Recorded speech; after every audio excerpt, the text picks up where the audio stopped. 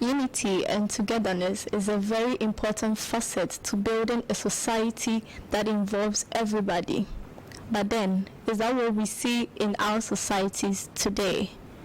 Good day, family. Welcome to your favorite TV show, The Daily Trend Show. As always, we promise to be entertaining, fun, and yet very educative. If you are not following us on our social media handles, kindly do. On Facebook, The Daily Trend at The Daily Trend TBT, and on YouTube, The Daily Board TV at The Daily Trend Playlist. This show airs this and every Tuesday, 8:15 a.m. and 4:15 p.m. If you miss them, don't worry, we have you covered with the repeat at 4:15 p.m. Today in the studio, I have with me a very elegant and eloquent, lost of adjectives to describe her, and a very young gentleman with me in the studio. I'd like them to introduce themselves. I'm in the person of Rebecca Nyantechi. I respond to the name Tahir Abdul Kudus. And I'm Notre, Isibintuma, your host for today. So as always, we do delve into the society to find out issues that is bothering our audience, right? But before we go into what we have for you for today, I'd like to leave you with a story, right? So this is a story of a young girl born with cerebral palsy, right? That is to say, this form of disability affected her mobility and speech, right? So growing up, there is this inferiority complex, everybody neglecting her in the society, making life very difficult for her. For her, she was able to push through, get a higher level of education, but then getting a job to even do was also a problem for her. But she didn't give up. She used her disability to influence or to convince a manager in an architectural company to enroll her in the company. Today, she's a very beautiful woman doing very well and is using this opportunity to speak for herself and other people with disability like herself. I'm sure by now you do know what our topic for today is, right? Yeah. So let's just start right into it. So, dealing with disability and marginalization. That's our topic for today. Let's start. Honestly, I become very emotional when topics like these are being brought up to be talked about. Why? Because when we take someone's social, academic, and relationship life, how are these people able to blend? And even if they are able to find their ways to blend in, what are some of the challenges they are being faced with? So disability is any condition of the body or the mind which makes it difficult for people with these disabilities to perform certain activities and also interact with the external world. Also, there are types of disabilities which affect a person's hearing, vision, remembering, thinking, and others. So when we talk of disability, it can form part of inability, but inability cannot form part of disability, in the sense that somebody can be inability because of the person's gender or sex. But the World Health Organization published a document in 2001 on 22nd May talking about classifying disability into three main dimensions. That's impairment, activity limitation, and participation restriction. So I would like to talk about the impairment. So impairment has to deal with the absence of a body structure or mental functioning of an individual. And in 2015, there was a publication that about 253 million people has this kind of impairment. That's a lot. Yeah. And this one can be treated, some of them can be treated through surgery. Okay. Mm-hmm. So I would also like to touch on the activity limitation, which is a common experience amongst people with disability, which includes difficulty in seeing, walking, or even problem solving. Also, there are areas to address activity limitation amongst people with disability, which includes accessibility, education and awareness, and assistive technology, which includes communication devices, hearing aids, and wheelchairs. We also have Whitekins for the visually impaired, or accessibility talkback for visually impaired too. Whitekins. I've been seeing you people wear spectacles. Is it part? Yeah, some people wear lens so that won't enable them to see far or to be able to recognize things. That's better. I'd like to touch on the participation restriction, right? So as rightly said by Mr. Kudus and Madam Rebecca, right? So the participation restriction is when there's impairment, which is the significant loss of a part of the body or functioning of certain parts of the body. These people with the disability are not able to go through their daily lives, right? Example for the case study I said before, right? She was being denied access to have a feel of a working environment, right? Being denied to come out into the public to do things, engage in activities, social activities like we all do. That is, if you say participation restriction, that's what we are talking about. Anything you'd like to add up? So, for instance, if I'm not able to go to 9 clubs and those, that is participation restriction. Mr. Kudus, I've seen you in a nice club before. Yeah, I went with you. I remember the day we went there. No? All work and no play. Make Jack a dull boy. Yes. Oh, I see. So we'll discuss about the causes and preventions of these disabilities. So the first cause happens during birth. So, Malaysia, can you elaborate on it? All right, so that has to be with disabilities that are present at birth, right? So with that one, it happens when the child comes out with that form of disability, right? Yeah. But then, would you say, I know some of them it's natural during conception and all that, but I do feel major parts of the issue has got to do with things that pregnant mothers do when they are pregnant, right? Yes. So example, activities like smoking, like excessive intake of alcohol, right? Yes. So we already want a situation where you go through the struggle of 9 months, give birth, and feel like the child is a burden or the child. Yes, exactly, it's a curse. So I do feel that mothers, when they are pregnant, should at least take the bold step, right? Because it just doesn't also affect the children, but they themselves also get affected by that. That has to do with disability at birth. Yes. Yeah. They should be helped, supported, and educated. Education is very important. So as future mothers, you have to try to enlighten people to live that kind of life. Don't also repeat such lives. Yes, sir. No, I also like to talk about the muscular dystrophy. This is a group of genetic disorders which weakens the muscular of the person, and this kind of disease cannot be treated. It can only be managed. So when you earlier on detect this kind of disease, report to the medical doctor so that they can advise you, so that you're able to curb it, and it will help you participate in daily activities. Oh, definitely. I would also touch on accidents and chronic diseases. Accidents such as car accidents or even falls can cause physical injuries, which may lead to disabilities.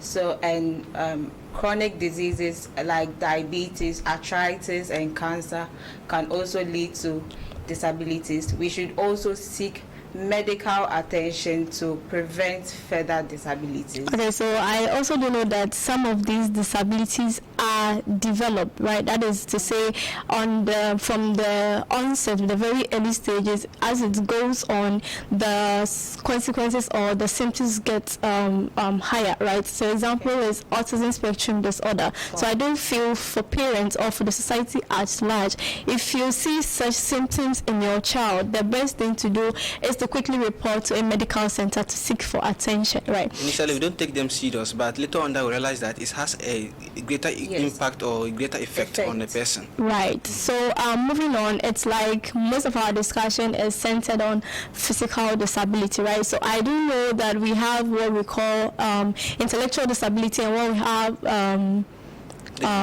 emotional disability. Yes, can we touch on those ones lightly, then we move on? So the emotional disability is any condition that affects a person's ability to regulate his or her emotions, behaviors, and relationship.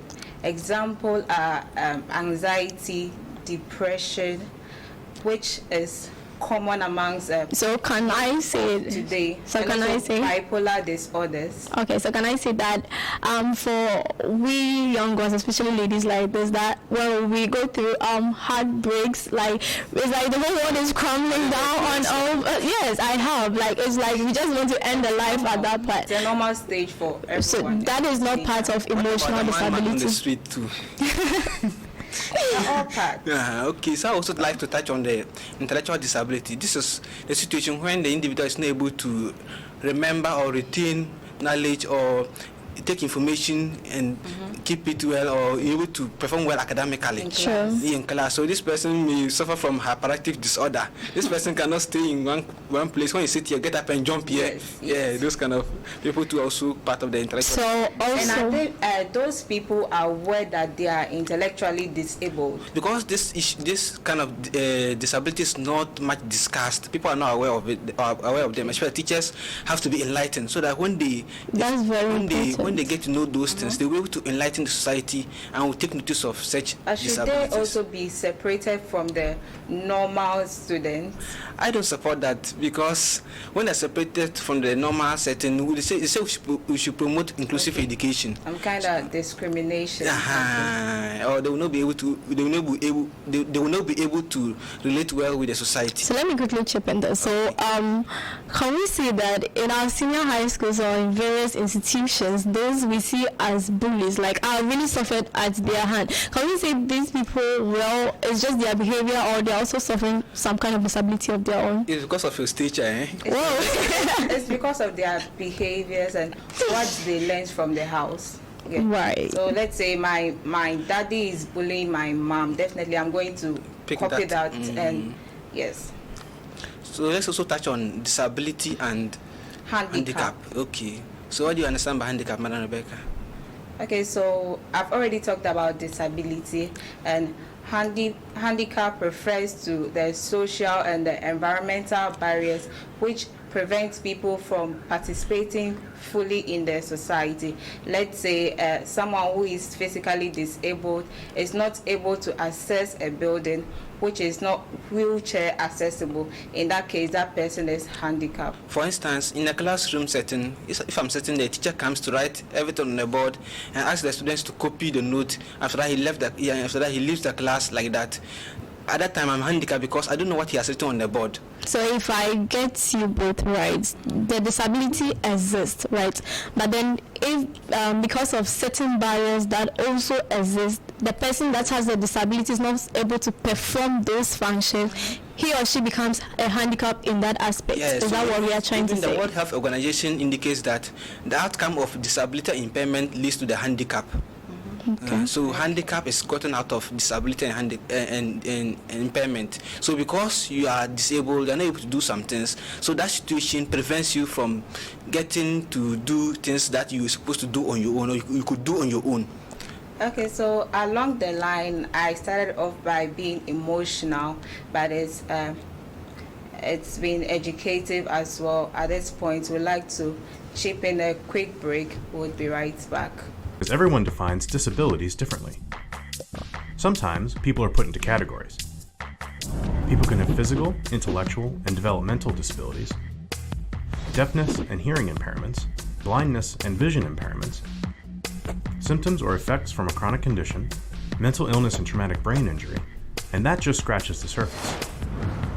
And some people don't identify as having disabilities at all. And sometimes having a disability is less about how different you are and more about how differently other people treat you.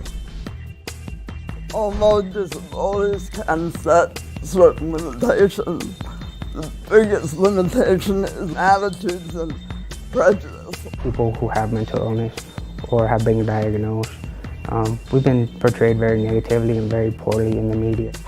We're just like anyone else, human beings. I don't want to be perfect, but I want to be a person where I have a voice. Too often, people only focus on the disability. Maybe that's the problem with this whole video. We've been defining disabilities the whole time, when all we needed to do is define people. People come in all shapes and sizes and abilities. No categories necessary.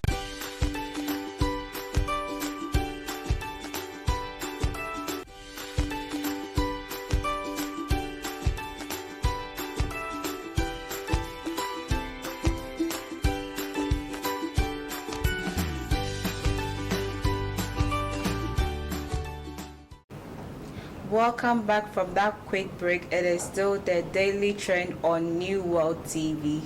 Don't forget to follow us on all our social media platforms. All right, so I know it has been very interesting and back and forth that you needed that break to do a lot of stuff, right? So if you just joined in, well, you've missed, but you've not missed a lot. So discussing today is dealing with disability and marginalization, right? So we've already tackled disability aspect by talking about the types of disabilities and how people get these disabilities. So before we went for that break, we were trying to distinguish between what disability itself is and then what handicap is. Well, for me, I have learned a thing or two. So we would like to move on quickly to touch on the other aspect of today's discussion, that is marginalization. Well, personally for me, this is a part of it that really breaks my heart, because I'm somebody that believes in unity and fostering like togetherness amongst us, right? But then, yeah, the world that I perceive is not going to be achieved with the form of marginalization that is going on in our society, right? So then, if you say marginalization, what then is marginalization?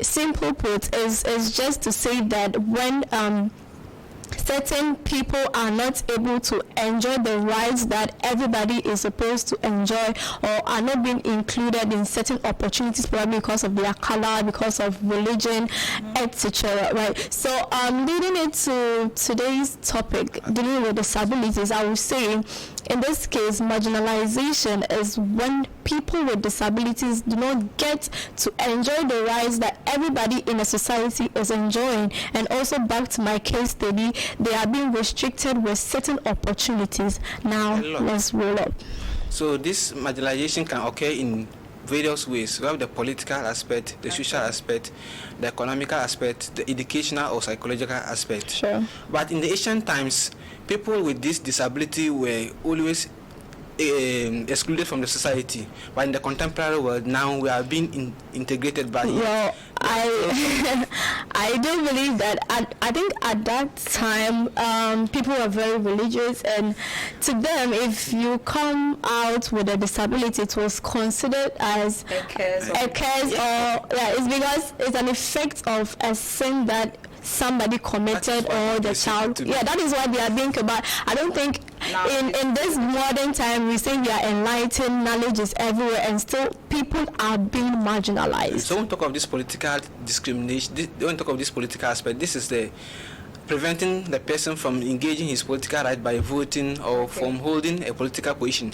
But recently, I just read on a news item that from 1993 to 2001, a person with hearing impairment was the president of US. That was William Clinton. Okay. Yeah. Okay, so I do know.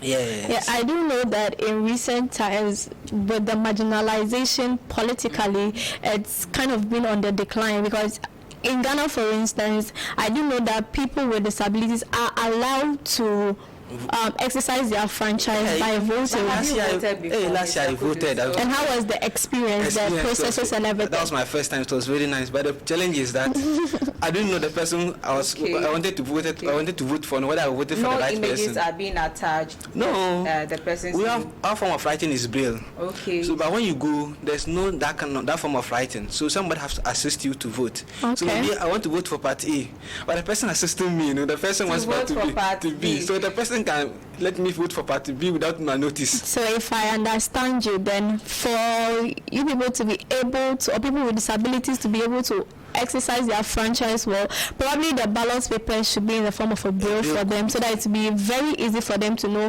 this is the person I want to vote for, or that. But then let me also say on that point, right? So you don't get to see these people. So how do you decide that this is the right person that I am voting for? So we look at their policies, and their policies too should be concerned with people with disability. So when we see that your policies are concerned with people with disability, and we like your policies, we will vote for that person. Well, we do know politicians have a sweet mouth. They talk a lot. So yeah. That one, there's no my politician is a politician. Okay. So moving on.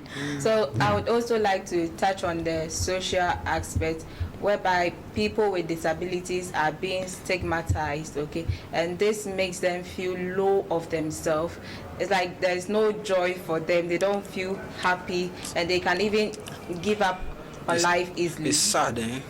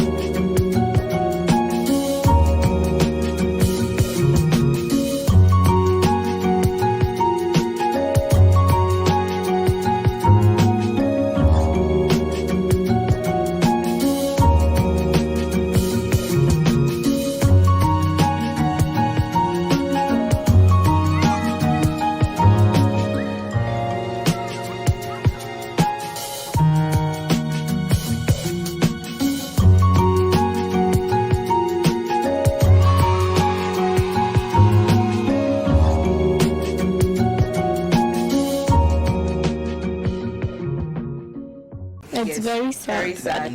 I also do believe that if we are going to get the change that we are preaching about, it all has to start with people voicing out how they are really feeling, right? That is to say, if you are being marginalized, you don't just sit in your room, cry it out, or communicate it to somebody, right?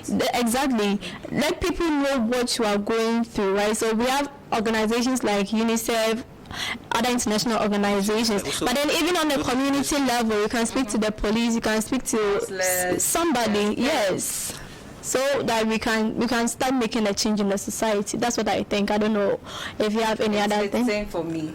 Sisters, just look at this money. It's not easy for me to identify this money. Rich Mr. Kudus. Very soon you start spending dollars. But this money, there's no any feature on it that will make me identify that this is the amount I'm holding. So for instance, if I send it to a vendor, the vendor can easily cheat me because he think I can't see and I don't know the amount I'm holding. So the only thing we do is that we ask people with trust in the amount of money we are holding, so that when we are going to buy anything, they will not cheat us. And yet, sometimes when you buy the thing and you are taking change, the person can cheat you. It happens to me severally. But well, I do know that even those of us that our eyes are wide open, we still go to the market and we are being cheated. So I know it's a bit hard for you people, but I feel with that, probably there could be ways of indicating, like when you've touched the money, you should feel that. For instance, when you take what about on coins? I know of maybe paper notes that would be possible, but on coins, would they be possible? They can use the sizes. So for instance, when you take the Japanese yen, So that one with the paper, with the note, they have indicated some dots or symbols on it, so that when you pick it, you as a visual impaired, you're able to identify that this is this amount. Okay, so I'll quickly touch on the educational aspects, right? So do we agree on inclusion or segregation of people with disability? Do we include them, or do we segregate them, put them in a school for their own? Inclusion is better. Even there's a law that was passed in 1992 by the Salamanca Conference. This was hosted by 92 countries, including 124 organizations, including UNESCO, World Bank, and UNICEF. Well, I also do feel that the best approach to this is even if they are going to practice inclusion, let there be social policies that will help people with said disabilities to be able to like feel okay sitting in the classrooms to learn with other people. Let them have the needed equipment. So I know for Mr. Kudus like this, you will need brails, you need other things which are very expensive. I know in Lomé here you are not even getting them to buy. Yeah, because recently when I misplaced my writing material known as, or you don't have the money. They are scarce and very expensive, because when I misplaced my writing material, one is called stylus. Just it's very small like this, very smallish, but they was telling me so different from the normal pens. Yeah, they were telling me 5 mil. Wow. Okay, so that's just by the way. So personally, I also do feel that the fact that somebody has a disability doesn't mean they don't have a purpose or they are useless in our society, right? Yes. So for a video for us to say this is a video of a student back in University of Cape Coast who is also visually impaired, but then he's very good with playing the instruments, right? He can play the drums very, very well. He plays so well that sometimes I just feel like I should get up and dance. Like somebody that I can't do anything with my hands. Like it's so that's the point of it, right? The fact that somebody has a disability doesn't mean they are not important. I do feel that when the inclusion and everything that we are talking about comes in, just look at that, so beautiful, right? That is the purpose of our existence in the society. Very soon I'll start reciting some poems. I'm a poet too. It's a hidden secret. Okay, so I'm just revealing it. Okay, sure. Right, so time is almost up. I'd like you to share your experiences with us in a minute. Like, how has it been having this disability, growing up with it and all? Initially I was feeling bad, but now I've gotten to appreciate that a disability is not inability. So now everybody with disability shouldn't feel that you can't do anything. You can still do so many things. Yes. So Mr. Kudus, I know you were not born with a disability, right? So when you first got to know of it, what was the feeling like? Well, I used to cry a lot, and I was sent to school. I used to tell my parents that I want to go back home, or the teachers I want to go back home. I was not feeling the vibe of the school because I was a shepherd before. And you were with normal people. Yeah, we used to go to the forest around 6 a.m. Forest to go for this kettle. It's been a long ride for you, and time is up for us. But then I would like you, or we've said a lot, but then leave your audience with something they can hold up to, something. So in French they say le handicap n'est pas l'incapacité. Give it to us. This means that disability is not inability. So every parent, individual, organization, society should try an effort in order to encourage the disabled person to able to achieve his aim. So with this, my regards to Atima Salome Akuguri and Abdul Ghaffar Yaps and anybody who has ever supported me in any way or in any way of my life in achieving or in getting here. I thank you all very much. Thank you. I also want to say a very big thank you for those who are out there willingly helping people with disabilities. And in addition, no one sits so high to look down upon nobody. We should learn to tolerate, love, respect, and understand people with disabilities. Okay, so I also feel that words, they say, is a very powerful tool. It can make and unmake a man. So let's be cautious with the kinds of words that we use for people, and then let's all come together to create the change that we need in our society. This comes to the end of our show today. It has been wonderful having you all with me here. So we touched on dealing with disabilities and marginalization. As always, do follow us on Facebook, The Daily Trend at The Daily Trend TDT, and on YouTube, The New World TV at The Daily Trend Playlist. Don't forget to watch us 4 p.m. this evening and catch the repeat on Saturday. It's bye for now. Ciao, ciao.